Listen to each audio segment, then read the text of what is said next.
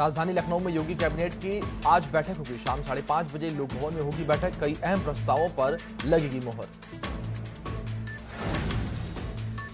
Corona virus ने पूरी दुनिया को अपनी चपेट में ले लिया है। दुनिया भर में इस वायरस से संक्रमित लोगों की संख्या बढ़कर 1.17 करोड़ के पार पहुंच गई है। इस वायरस से दुनिया भर में अब तक 5.40 लाख से ज्यादा लोगों की मौत हो चुकी है। इस महामारी से अब तक 67.40 लाख लोग ठीक हो चुके हैं। पिछले 24 घंटे के दौरान भारत में 22,752 नए कोरोना के मामले सामने आए हैं। कोरोना वायरस संक्रमण के कुल संख्या 7,42,417 पहुंच चुकी है। कोरोना मामलों में रूस को पीछे छोड़ते हुए भारत दुनिया भर में तीसरे नंबर पर पहुंच चुका है। देश भर में कुल 2 लाख से ज्यादा सक्रिय मामले हैं। बताते चले कि अब तक देश में 4,56,831 लोग पूरी तरह ठीक हो चुके हैं।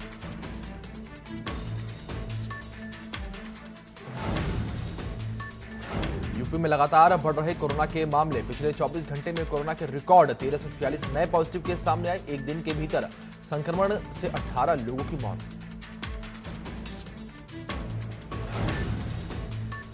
उत्तराखंड में कोरोना मरीजों की संख्या बढ़कर 3,230 हुई। मंगलवार को 69 और नए मामले सामने आए। प्रदेश भर में अब तक कोरोना से 43 लोगों की मौत।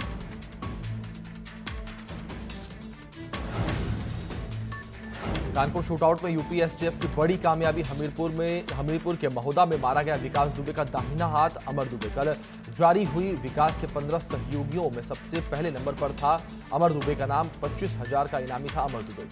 बिकरू गांव में फायरिंग वाली रात मौजूद था अमर दुबे।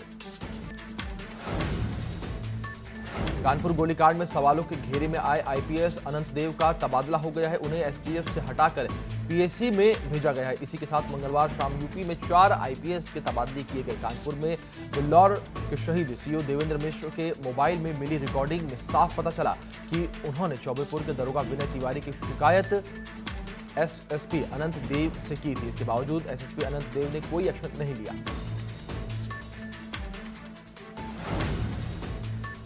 कानपुर शूटआउट के बाद से कार्रवाई का दौर जारी है। एनकाउंटर की घटना के बाद चौबेपुर थाना शक के घेरे में है। कानपुर के एसएसपी दिनेश कुमार ने अब थाने के स्टाफ के खिलाफ कार्रवाई की है। थाने के सभी 68 पुलिसकर्मियों को लाइन हाजिर किया गया है। इसके अलावा कानपुर में 122 पुलिसकर्मियों के तबादले कर दिए गए हैं। बता दें कि कानपुर के आईजी मोहित अग्रवाल ने कहा था कि इस पूरी घटना को लेकर पूरा चौबेपुर थाना शक के घेरे में है। कितने पुलिसकर्मियों ने विकास दुबे से बात की है, इस मामले की जांच चल रही है। वहीं फरीदाबाद में दिखा 8 पुलिस वालों का हत्यारा विकास दुबे। सीसीटीवी की तस्वीरें आई सामने। एक होटल में विकास का करीबी प्रभात और रिश्तेदार अंकुर गिरफ्तार। इसके साथ ही पुलिस ने 3 युवकों को हिरासत में लिया है। पुलिस ने गिरफ्तारी के साथ 4 पिस्तौल भी बरामद की है। पुलिस वालों की हत्या का आरोपी विकास दुबे अब भी फरार है। बताया जा रहा है कि फरीदाबाद के रिश्तेदार के घर रुका था विकास दुबे। पुलिस के छापे से पहले ही होटल से फरार हुआ गैंगस्टर विकास। कानपुर की चौबेपुर पुलिस ने विकास के एक और साथी को गिरफ्तार किया है। मुठभेड़ के दौरान श्यामू वाजपेयी गिरफ्तार हुआ है। 25,000 का इनामी है श्यामू वाजपेयी।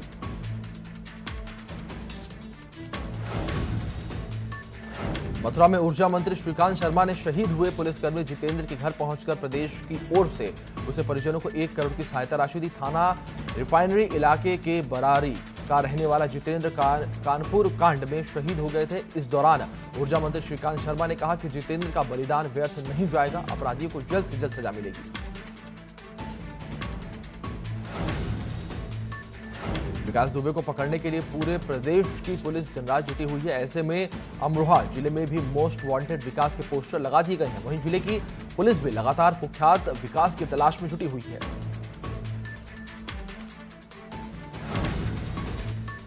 गाजियाबाद के मोदीनगर में हुए हादसे के बाद प्रशासन हरकत में आ गया है। ऐसे में आज प्रशासन ने फरूख नगर में अचानक की छापेमारी की है और करीब 10 लाख के पटाखे बरामद किए। लोनी एसडीएम और पुलिस टीम की छापेमारी से अवैध पटाखा व्यापारियों में हड़कंप मचा हुआ है।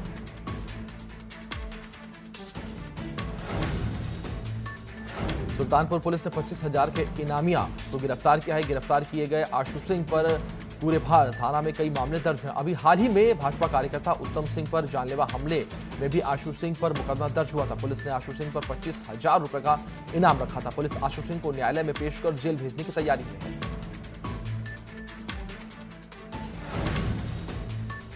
बाराबंकी में इस बार बाढ़ ने फिर से दस्तक दी है और इस बाढ़ से लगभग 34 गांव प्रभावित भी हो गए हैं। इस बाढ़ की दहशत से ग्रामीण गांव छोड़कर सुरक्षित स्थानों की ओर पलायन करते हुए दिखाई दे रही हैं। बाढ़ की दस्तक बारिश और नेपाल की ओर से पानी छोड़े जाने के बाद आई है। सरयू नदी का 60 सेंटीमीटर खतरे के निशान से ऊपर बह रहा है। नदी का यह पानी हर घंटे 3 सेंटीमीटर की रफ्तार से बढ़ रहा है। पलायन करते बुजुर्ग महिला ग्रामीण ने बताया कि हम सामान लेकर बंधे पर जा रही हैं क्योंकि वहां गांव का पानी आ गया है। भारी बारिश और बिराजो में पानी छोड़ जाने से जलस्तर बढ़ गया है, जिससे खतरे के निशान से 45 सेंटीमीटर ऊपर घाघरा नदी बह रही है। बैराजो से फिलहाल छोड़ा गया 2.31,507 लाख क्यूसेक पानी। वहीं भारी बारिश से कई जगह के तटबंध क्षतिग्रस्त हो गए हैं।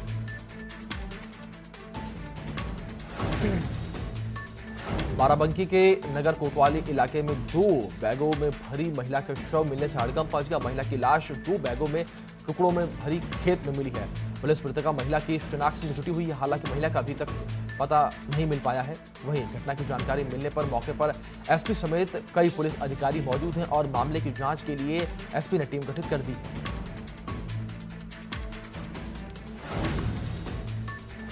ग्रेटर नोएडा में पुलिस और बदमाश के बीच मुठभेड़ हो गई। 25,000 के इनामी बदमाश को गोली लग गई, जबकि दूसरा बदमाश मौके से भागने में कामयाब रहा। लूट और चोरी के मुकदमे में वांछित चल रहा था इनामी बदमाश। बदमाश के पास से अवैध हथियार और बाइक बरामद की गई है।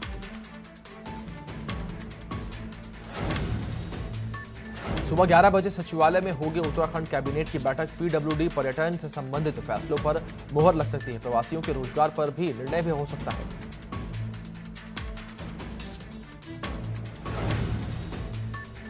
चमोली के नारायण बगड़ में गुलदार का आतंक है। ग्रामीणों ने की नरभक्षी घोषित करने की मांग। वन विभाग ने शिकारी दल की 3 अलग-अलग टीमें जगहों पर तैनात की हैं।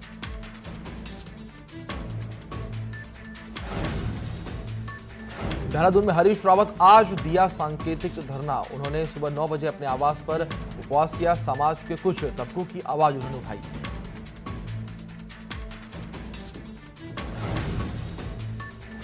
अनामिका शुक्ला मामले के बाद हरदोई जिले में जांच में 16 शिक्षक फर्जी पाए गए हैं। आगरा की डॉक्टर भीमराव अंबेडकर यूनिवर्सिटी से फर्जी मार्कशीट बनवाकर ये सभी फर्जी शिक्षक नौकरी कर रहे थे। फिलहाल 5 आरोपियों पर एफआईआर दर्ज कर ली गई है। बाकी 11 पर भी मुकदमा दर्ज करने के लिए खंड शिक्षा अधिकारी को निर्देश दे दिए गए हैं। ऐसे में एफआईआर दर्ज होने के बाद फर्जी शिक्षकों से रिकवरी की कार्रवाई की जाएगी। फतेहपुर में चौकी इंचार्ज की दबंगई सामने आई है। चौकी इंचार्ज ने फरियादी से हाथापाई की है। वहीं फरियादी से हाथापाई का वीडियो भी वायरल हो रहा है। चौकी इंचार्ज ने शिकायत सुनने की बजाय फरियादी से हाथापाई की है। कॉलर पकड़कर सबक सिखाने की धमकी भी दी है। देवरी बुजुर्ग चौकी इंचार्ज हैं विंध्यावासिनी तिवारी।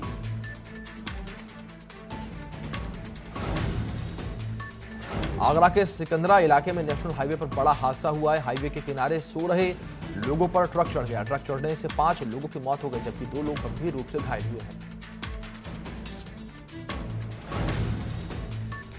अलीगढ़ में बहुरूपिया किन्नर शहर में लूटपाट कर रहा है, जिस वजह से किन्नर समाज बदनामी झेल रहा है। खबर है कि वाहनों में और गली मोहल्लों में बहुरूपिया किन्नर लोगों से लूटपाट और नेक मांगने का काम कर रहे हैं। बहुरूपिया किन्नरों की शिकायत करने के लिए किन्नर समाज के गुरु और उनके सहयोगी एसएसपी से मिलने पहुंचे।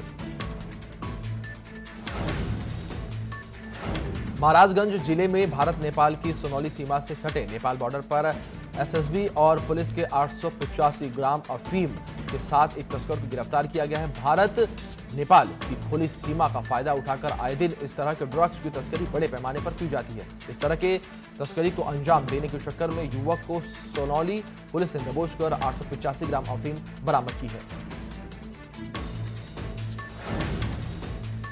अलीगढ़ पुलिस ने फर्जी डीआईजी को उसके पिता के साथ गिरफ्तार किया है। दोनों ही नटवरलाल बाप बेटे एक इनोवा क्रिस्टा गाड़ी में डीआईजी की स्टार प्लेट लगाकर ऊपर नीली बत्ती लगाकर चला करते थे। यही नहीं, फंसे हुए सरकारी काम करवाने के नाम पर दोनों बाप बेटे लोगों से पैसे भी ऐंठते थे। फिलहाल पुलिस ने दोनों को गिरफ्तार कर लिया है और आगे की कार्रवाई में जुट गई है।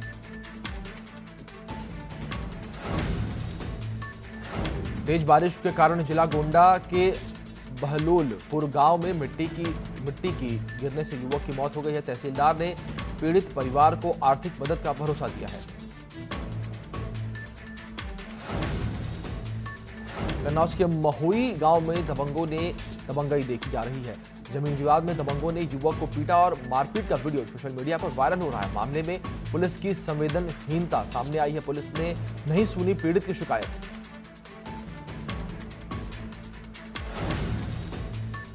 बेसिक शिक्षा के वित्त एवं लेखा विभाग की एक चूक से जिले के सैकड़ों शिक्षकों की सांसें अटक गई हैं। शिक्षक भर्ती में फर्जीवाड़े की जांच कर रहे एसटीएफ ने ऐसे शिक्षकों की सूची मांगी थी जिन्होंने पैन कार्ड बदला है। वित्त एवं लेखा विभाग ने हड़बड़ी में ऐसे शिक्षकों की सूची भेज दी जिनके पैन कार्ड में संशोधन हुआ था। यही नहीं, कई ऐसे शिक्षकों का नाम भी सूची में शामिल कर लिया गया जिन्होंने कभी कोई परिवर्तन नहीं किया। अब गलत सूची भेजने के शिक्षक परेशान हैं और उन्हें गलती नहीं सुधारने पर आंदोलन की चेतावनी दी है। सुल्तानपुर में 2 दिन पहले हुई युवक की हत्या के मामले में पुलिस ने आज 2 आरोपियों को गिरफ्तार कर मामले का खुलासा कर दिया है। पुलिस ने हत्यारों की निशानदेही पर हत्या के प्रयुक्त कुल्हाड़ी और फावड़े का बेंत भी बरामद करते हुए दोनों को जेल भेज दिया है।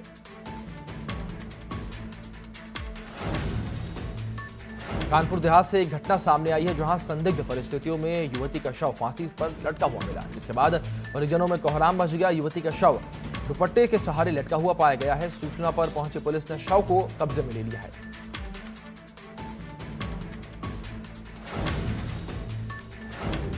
अयोध्या जनपद में अब मांस और शराब की दुकानों पर जल्द ही ताला लगने जा रहा है। दरअसल मांस और शराब की दुकानों को बंद करने का आदेश हो गया है। जल्द ही स्थानीय प्रशासन दुकानों पर ताला लगा सकती है। वहीं अयोध्या के साधु संत इस कार्रवाई पर खुशी जाहिर की है।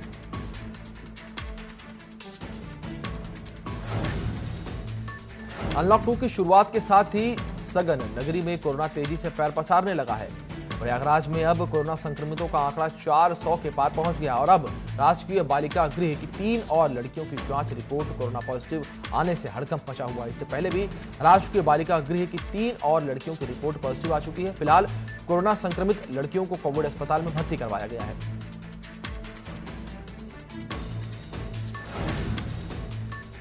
प्रदेश के पर्यटन मंत्री सतपाल महाराज चीन के राष्ट्रपति शी जिनपिंग को रामायण भेंट करेंगे। सतपाल महाराज ने कहा कि चीनी राष्ट्रपति को रामायण पढ़ना चाहिए कि किस तरह से रावण की विस्तारवादी नीति के बाद उनका क्या हश्र हुआ। इसके साथ ही उन्होंने कहा कि चीनी राष्ट्रपति भी जिस विस्तारवाद की नीति से चल रहे हैं वो भी अपना हश्र देख लें।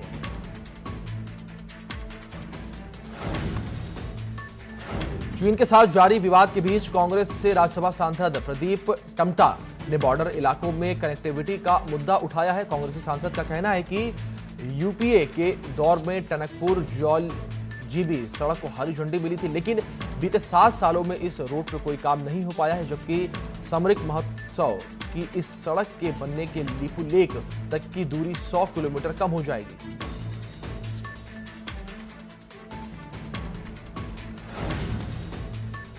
हरदोई में यातायात पुलिसकर्मी का रिश्वत लेते वीडियो वायरल हुआ है। यातायात इंस्पेक्टर की मौजूदगी में पुलिसकर्मी ले रहा है घूस। बताया जा रहा है कि पहले भी यातायात पुलिस पर इस तरह के आरोप लग चुके हैं। बिना हेलमेट बिना मास्क मिलने पर लोगों को चालान के बजाय पैसे छोड़ देते हैं।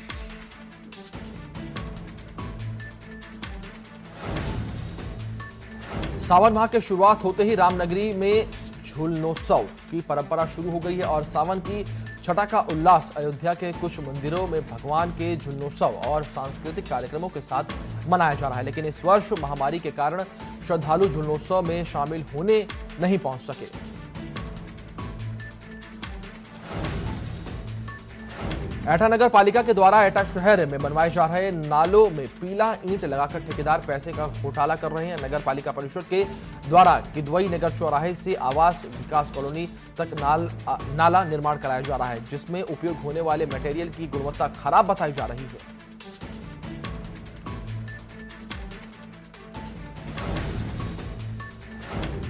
चंपावत जिले के दौरे पर आए प्रभारी मंत्री अरविंद पांडे ने कहा कि प्रदेश सरकार बाहर से आए हुए प्रवासियों को रोजगार से जोड़ने के हर संभव प्रयास कर रही है, जिसके लिए मनरेगा सहित अनेक विभागों को सूचित किया गया है कि प्रवासियों को रोजगार प्रदान किया जाए। प्रभारी मंत्री ने कहा कि केंद्र सरकार बाहर से आए हुए प्रवासियों को रोजगार से जोड़ने के लिए अनेक योजनाएं चला रही है, जिससे बाहर से आए हुए प्रवासियों को यहीं रोजगार से जोड़ा जा सके।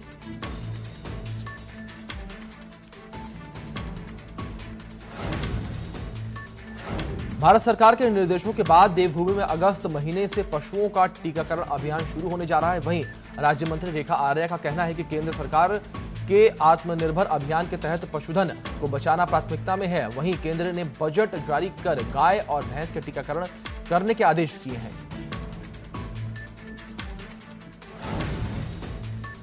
हल्द्वानी में जिलाधिकारी समीन बंसल ने आयुष्मती योजना का शुभारंभ किया। इस योजना के तहत जिले की 600 महिलाओं को चिन्हित किया गया और जिन्हें पुष्टाहार के साथ साथ उनके लिए मेडिकल फैसिलिटी का भी इंतजाम किया गया है।